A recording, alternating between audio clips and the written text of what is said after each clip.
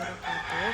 Perkenalkan, nama saya Intan Arap Alkustari dengan NIM 251111243167. Di sini saya akan memaparkan materi pada mata kuliah pengantar bisnis dari pertemuan 1 hingga 15. Nah, yang pertama itu slide 1 yang konsep dasar bisnis. Baik, di slide ini kita akan membahas mengenai konsep dasar bisnis di pertemuan 1.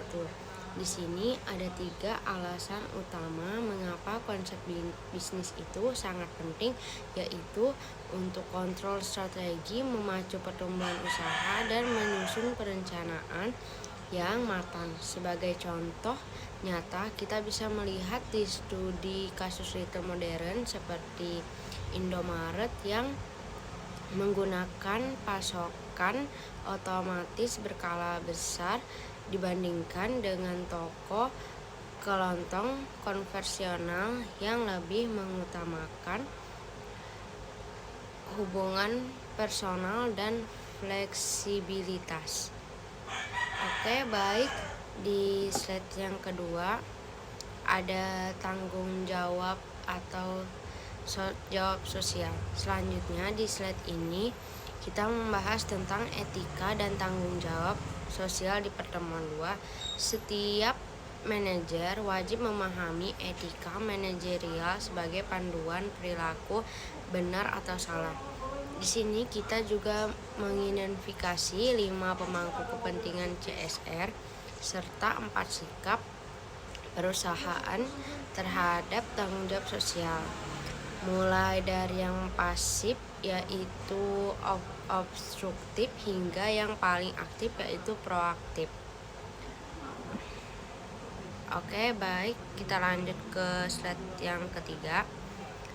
Bisnis global atau ekonomi dunia. Kemudian di slide ini kita akan membahas mengenai bisnis global dan ekonomi dunia. Di pertemuan 3 kita dihadapkan pada tantangan geopolitik berupa kebijakan tarif dagang global.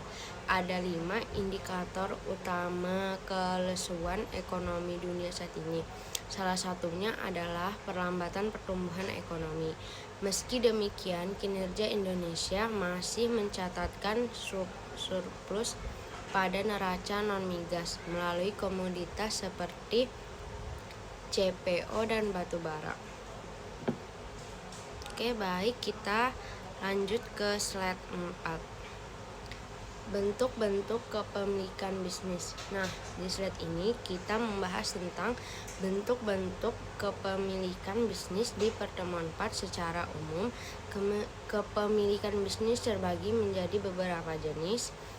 Ada perusahaan perseorangan yang dikendalikan penuh oleh satu orang, serta persekutuan atau firma yang melihatkan kerja sama 2 orang atau lebih, di mana anggotanya menjadi terbagi sekutu aktif dan sekutu pasif. Oke, baik, kita lanjut ke slide 5. Kewirausahaan atau waralaba. Lalu di slide ini kita akan membahas seputar kewirausahaan dan waralaba. Di pertemuan 5, seorang wirausahaan dituntut untuk berani mengambil risiko secara kreatif. Selain membahas bisnis kecil yang menjadi motor ekonomi lokal, di sini kita juga membedakan peran franchisor sebagai pemilik merek dan franchise sebagai pembeli hak merek dalam sistem waralaba. Oke, baik, kita lanjut ke slide 6.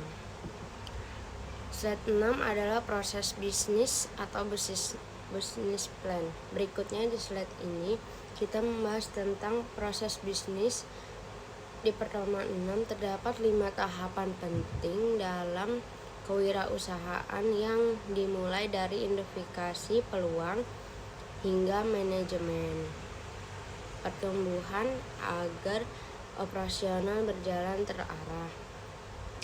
kita memerlukan dokumen business plan yang memiliki 5 komponen inti termasuk proyeksi keuangan dan analisis SWOT pasar.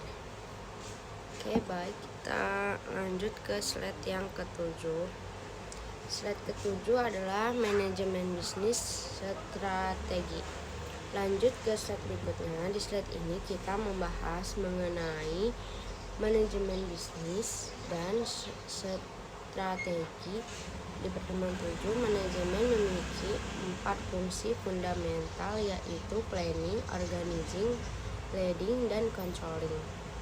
Kita juga mengenai 3 tingkatan manajer serta 3 kategori strategi utama, yaitu strategi corporate, bisnis, dan fungsional.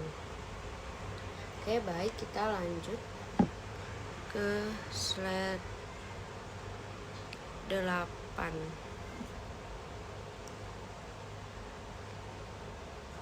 Slide 8. Di slide ini kita membahas materi manajemen sumber daya manusia di pertemuan 9. Hal mendasar ini di sini adalah analisis pekerjaan untuk menyusun deskripsi dan sertifikasi kerja. Kita juga mempelajari konteks hukum, ketenagaan, tantangan baru dalam mengelola knowledge worker serta cara penyelesaian sengketa industri melalui mediasi atau arbitrase. Kita lanjut ke pertemuan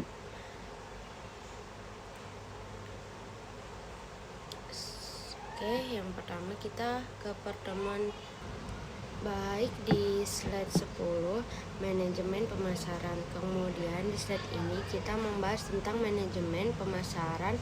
Di pertemuan 12, strategi pemasaran ini dirumuskan melalui bauran pemasaran atau marketing mix 4P yang terdiri dari produk atau produk price atau harga price atau tempat saluran distribusi dan promotion atau promosi.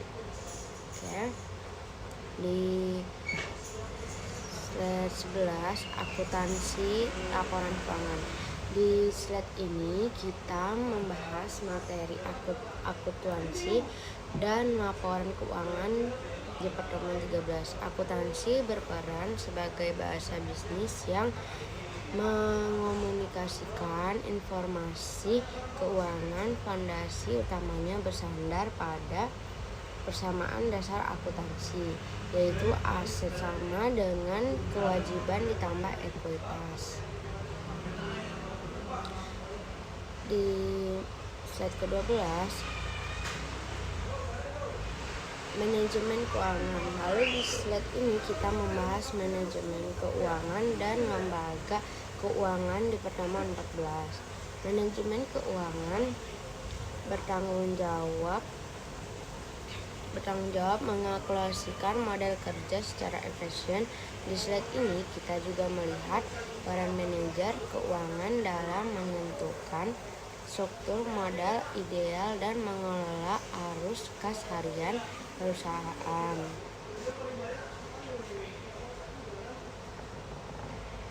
Oke, baik, di slide yang terakhir memahami bisnis Islam syariah. Terakhir di slide ini kita membahas mengenai bisnis Islam atau syariah di pertemuan 15. Prinsip utama bisnis Islami adalah mencari kesuksesan dunia dan akhirat yang disebut falah. Transaksi syariah wajib menghindari praktik riba, gharar, nasyir, dan zalim. Implementasi nyatanya diterapkan oleh lembaga keuangan syariah melalui sistem bagi hasil. Baik, dari saya sekian, terima kasih.